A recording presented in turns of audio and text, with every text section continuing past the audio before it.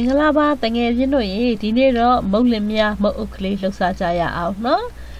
မုတ်လင်များလှုပ်ဖို့အတွက်ကပထမအဦးဆုံးလိုတာကစံမှုတ်လိုပါတယ်နော်စံမှုတ်ကလှော်ရတဲ့စံမှုတ်မဟုတ်ဘူးနော်ရိုးရိုးစံမှုတ်ကိုလိုတယ်ပြီးပြီဆိုရင်အကြော်မှုတ်ပေါ့နော်တမ်ပူရာမှုတ်လည်းလိုအပ်ပါတယ်ကျမကတော့အခုရွှေလိပ်ပြမှုတ်ကိုသုံးထားပါတယ်အဲ့လိုမှမရရင်လေလွယ်တကူဝယ်လို့ရတဲ့တမ်ပူရာမှုတ်တွေသုံးလို့ရပါတယ်သူ့ရဲ့အချို့ကတော့တစ်ခွက်ပါကျမဒီဥစ္စာကို1 cup ထည့်ပါတယ်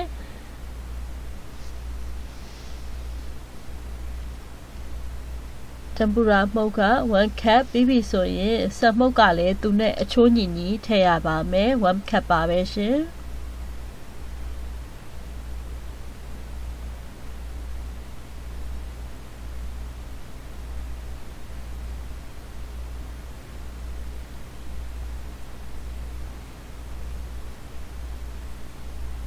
တမ်ပူရာမှုတ်1 cup စက်မှုတ်က1 cup ပြီးပြီဆိုလို့ရှိရင်တော့ပဲမှုတ်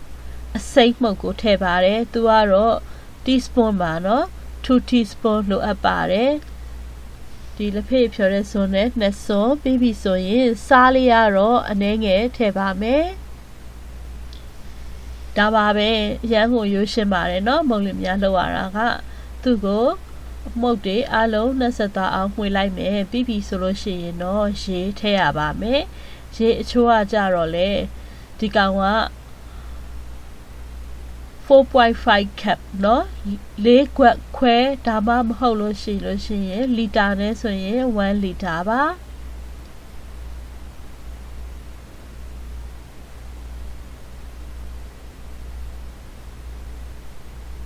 ဒီအမှုန့်တွေကိုကောင်းကောင်းလေးသမအောင်လို့မှွေပေးပါမယ်နော်ကဲရေဒီအကုန်လုံးထည့်လိုက်ပါမယ်ဒီမှာကျမခွက်ကအချိုးလေးကိုပြပါမယ်နော်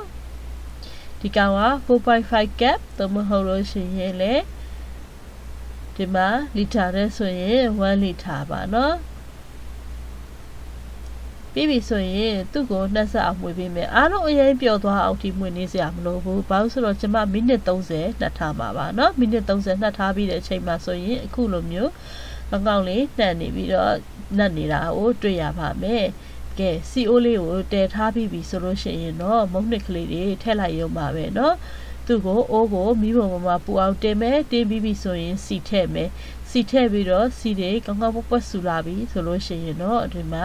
မုံနစ်ရေကိုထည့်လိုက်ရုံပါပဲเนาะကျမကမုံနစ်ရေကိုရေဒီပိုင်းနဲ့အားလုံးရောပြီးနှက်ပြီးပြီဆိုလို့ရှိရင်မိနစ်30လောက်တော့ခဏထားလိုက်ပါတယ်မိနစ်30ထားလိုက်တဲ့အတွက်ကြောင့်မလို့သူကကောင်းကောင်းလေးကိုနှက်သွားပြီးတော့အားလုံးလည်းပျော်ဝင်းသွားပါပြီเนาะ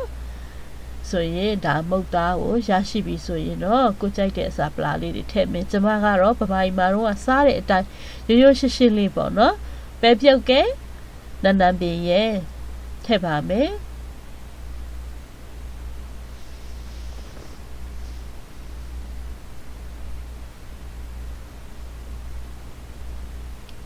ဒီမုတ်လင်များမုတ်ကတော့စီကိုသူကအရင်ကြိုက်တယ်ဆိုတော့စီတွေထပ်ပြီးတော့ထည့်ပေးရပါတယ်စီလေးဤနေမှာသူ့ရဲ့မုတ်သားကအဆင်ပြေပါတယ်နော်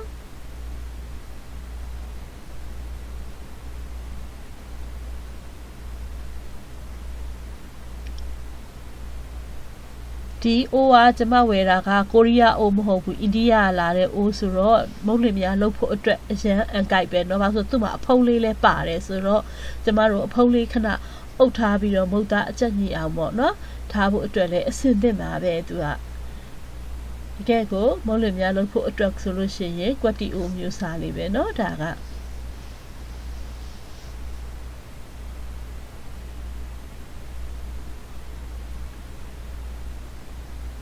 ပြီးပြီဆိုလို့ရှိရင်တော့ဒီမှာကိုထည့်ချင်တဲ့နန်းနန်းပင်လည်းထည့်ပြီးပဲပြုတ်လည်းထည့်ပြီးဆိုလို့ရှိရင်တိတ်တာတယ်เนาะသူကကြည့်လိုက်တယ်ဆိုရင်အောက်မှာကောင်းကောင်းဆူပြီးတော့ကွက်နေပြီကဲအပေါ်ရယ်လေးလည်းအကျက်ညီသွားအောင်လို့ဖုံးလေးခဏအုပ်ထားမယ်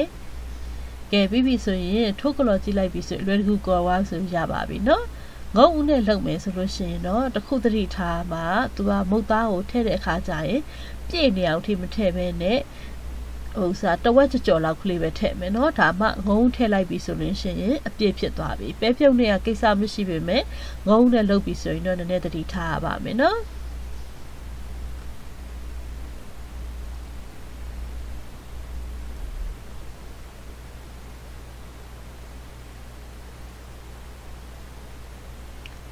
ဒီမဟုတ်အချိုးလေးကလှုပ်ရှားကြည့်ပါနော်တကယ်ကိုအချိုးလဲကြတယ်စားရတာလေအရန်ကိုအရသာရှိတဲ့အချိုးပုံစံမှန်ပါပဲနော်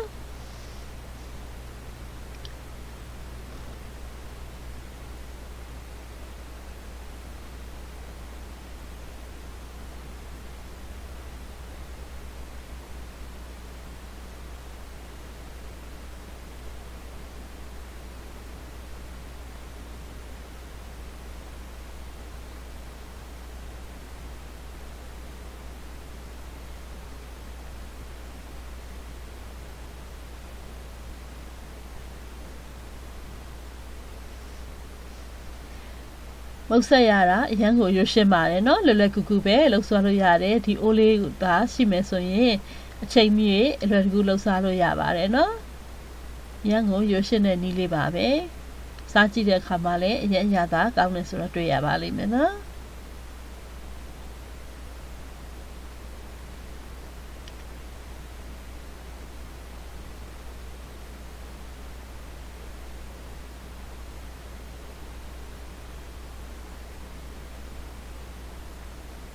လောက်ရတာလည်းတကယ်ကိုလွယ်တယ်ဘလောက်မှမကြဘူးเนาะမုံနှစ်ကလည်းအကြာကြီးနှစ်ထားစရာမလိုဘူးမိနစ်30ဆိုရင်ရပြီကဲပြီးပြီဆိုရင်တော့ဒီမှာမပါမဖြစ်နှမ်းလေးထောင်းလိုက်ကြရအောင်เนาะနှမ်းရယ်စားရယ်မီးပူပူလေးထဲမှာကျမတို့လှော်ပေးမယ်မွေးလာသည့်အထိပေါ့เนาะအယောင်လေးနည်းနည်းညှို့လာမယ်မွေးလာပြီဆိုလို့ရှိရင်เนาะထောင်းမှုအတွက်အစင်းသင်းဖြစ်ပြီเนาะ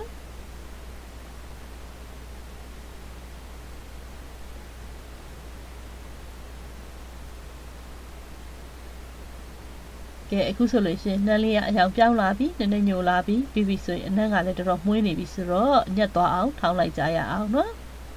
တအားကြီးညက်မှုန်သွားအောင်ထောင်းစရာမလိုဘူးနော်မညက်တဲ့ညက်ကလေးဆိုရင်ရပါပြီဒီလိုနှမ်းတော်လေးပါမှပဲမုံလင်းများကလည်းပြည့်စုံသွားပါတော့တယ်ရှင်ကဲအနံလေးလည်းမှုေးအရသာလေးလည်းကောင်းလောက်ရတာလည်းလွယ်ကူတဲ့နည်းလေးကိုပြလိုက်ပါတယ်နော်တကယ်ချင်းကျမရဲ့ page ကို like and share လုပ်ပြီးတော့အားပေးပါအောင်ရှင် subscribe လုပ်ထားဖို့လည်းမမေ့ပါနဲ့တကယ်ချင်းတို့ရေအားလုံးပျော်ရွှင်ချမ်းမြေ့ကြပါစေ